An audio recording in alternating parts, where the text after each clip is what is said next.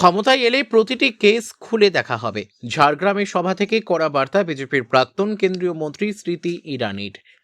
আসন্ন বিধানসভা নির্বাচনকে সামনে রেখে ঝাড়গ্রাম জেলায় জোরদার হচ্ছে রাজনৈতিক প্রচার। শনিবার ঝাড়গ্রাম বিধানসভার বিজেপি প্রার্থী লক্ষ্মীকান্ত সাউয়ের সমর্থনে ঝাড়গ্রামের চন্দরপুর এলাকায় জনসভা করেন বিজেপি নেত্রী স্মৃতি ইরানি। সভামঞ্চ থেকে তিনি পুলিশ প্রশাসনকে নিরপেক্ষ থাকার হুঁশিয়ারি দিয়ে বলেন, ক্ষমতায় এলে সমস্ত কেস খুঁজে বের করে পুনরায় খোলা হবে এবং প্রতিটি ঘটনার হিসেব নেওয়া হবে। পাশাপাশি বালি মাফিয়ার বিরুদ্ধে কড়া পদক্ষেপ নেওয়ার আশ্বাসও দেন তিনি। বক্তব্য রাখতে গিয়ে তিনি রাজ্য সরকারের বিরুদ্ধে একাধিক অভিযোগ তোলেন। তার দাবি, কেন্দ্রের একাধিক প্রকল্প এ রাজ্যে কার্যকর হতে দেওয়া হয় না।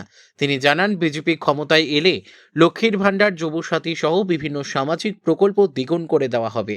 একই সঙ্গে কৃষকদের আর্থিক সহায়তা, মৎস্যজীবীদের জন্য বীমা এবং ধানের সহায়ক মূল্যের টাকাও সরাসরি পৌঁছে দেওয়ার প্রতিশ্রুতি দেন। বিজেপি প্রার্থী লক্ষ্মীকান্ত সাউয়ের নাম উল্লেখ করে তিনি বলেন, প্রার্থীর নাম লক্ষ্মী আর প্রতীক পদ্মফুল। তাকে জিতিয়ে আনলে এলাকার উন্নয়ন নিশ্চিত হবে। সভায় আসার পথে বেহাল রাস্তা নিয়ে ক্ষোভ প্রকাশ করেন তিনি। হেলিপ্যাড থেকে সভাস্থলে পৌঁছাতে গিয়ে কয়েক কিলোমিটার খারাপ রাস্তা অতিক্রম করতে হয়েছে বলে জানান।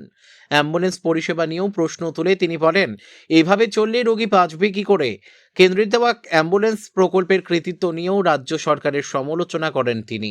এছাড়াও বালি চুরি, চাল কেলেঙ্কারি সহ বিভিন্ন দুর্নীতির অভিযোগ তুলে তিনি বলেন, এইসব টাকার হিসেব একদিন জনতার সামনে আনতেই হবে। প্রধানমন্ত্রী নরেন্দ্র মোদীর সবকা সাথ সবকা বিকাশের পাশাপাশি সবকা হিসাব নেওয়ার কথাও উল্লেখ করেন তিনি। রাজ্যের বেকার যুবকদের জন্য মাসে ৩,০০০ টাকা এবং মহিলাদের জন্য ৩,০০০ টাকা আর্থিক সহায়তার প্রতিশ্রুতিও দেন তিনি। পাশাপাশি আয়ুষ্মান ভারত প্রকল্পের সুবিধা থেকে রাজ্যের মানুষ বঞ্চিত হচ্ছে বলেও দাবি করেন। সভা শেষে তিনি কর্মী সমর্থকদের উদ্দেশ্যে আহ্বান জানান, বামপন্থী ও তৃণমূলকে হারিয়ে বিজেপিকে জয়ী করতে হবে। পাশাপাশি নির্যাতিতদের পাশে দাঁড়ানোর ডাকও দেন তিনি। ঝাড়গ্রাম থেকে অরূপ ঘোষের রিপোর্ট, বিগ নিউজ বাংলা। বললাম, লক্ষ্মীদা প্রতি কুইন্টাল ধানের জন্য নরেন্দ্র মোদী সরকার 2,360 টাকা প্রতি কুইন্টাল টাকা পাঠাচ্ছে। পাচ্ছ? আবার বলছি, ধানের খরিদ করার জন্য প্রতি কুইন্টাল মোদী সরকার দিল্লি থেকে 2,360 টাকা ওখানে নিশ্চিত করে দিচ্ছে। তোমরা পাচ্ছ? টাকাটা কে খাচ্ছে?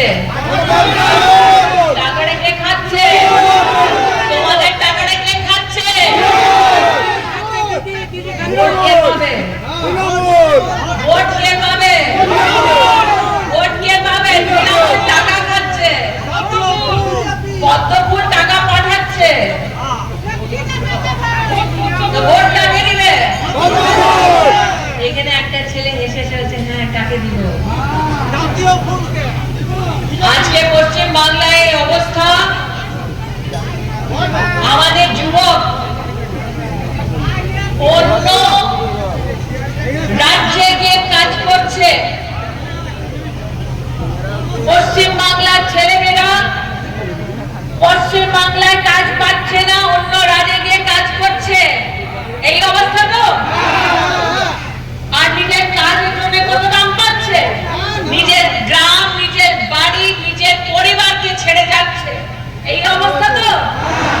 আজকে নরেন্দ্র মোদী সংকল্প করেছেন, লক্ষ্মীদা আমরা এক্ষুনি আমাদের ম্যানিফেস্টোটা ডিক্লেয়ার হচ্ছে কলকাতায়, ওটার মধ্যে আমরা বলেছি যেই যুবকগণ চাকরি পাচ্ছে না, শুনে নাও, যেই যুবকগণ চাকরি পাচ্ছে না ওদেরকে প্রতি মাস 3,000 টাকা, প্রত্যেক যুবক যে কাজ পাচ্ছে না, চাকরি পাচ্ছে না, এই ধরনের যুবককে প্রতি মাস 3,000 টাকা দেওয়ার সংকল্প বিজেপি করেছে। আমি আজকে যুবককে জিজ্ঞেস করছি, ওই 3,000 টাকা চাই প্রতি মাস?